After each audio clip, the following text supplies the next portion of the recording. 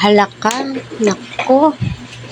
Ano nga ba ito na tila'y hindi makamove on itong si Beyonce sa isang lugar na ito.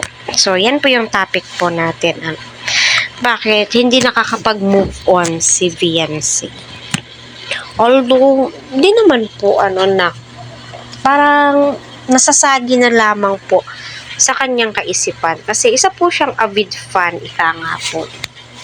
Isa po siyang fans ng Team Kalingap. So, kumbaga alam niya kung ano yung nangyayari, ano yung kaganapan sa Kalingap noon. Kasi isa po siyang tagapanood din po na kagaya ko na ngayon ay isa na po siyang ganap na beneficiary, no? At isa na din po siyang ganap na good Samaritan, sa mga kapuspalad, mga kamag-anak po niya, mga kapitbahay po niya. Kumbaga si Beyonce ay napakadali mong lapitan.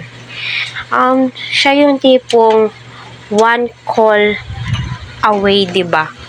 So, di naman pulingid sa ating kaalaman na pumunta sila Kalingap Rab sa Albay at doon ginanap ang part 32 na tila'y marami tumatakbo sa kaisipan ni Beyonce at namememorize niya po kung saan nag-date ang dating ka-love team ni Edo. Itinuro po nga ni Beyonce na dito po yun dito.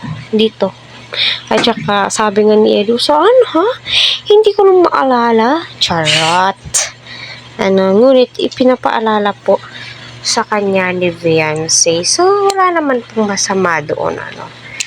Isa na po yung alaala na kahit anong gawin mo ay hindi na dapat balikan. Kasi nga, gagawa po sila ng sarili po nilang memories. Gagawa po sila ng panibagong chapter na naaabangan po natin, mamahalin po natin, susuportahan po natin, tatangkilikin po natin, at tatak-edsi na po tayo, diba? Kaya, go Beyonce, go Eds, kayang-kayo niyan, andito lang kami sumusuporta sa inyo.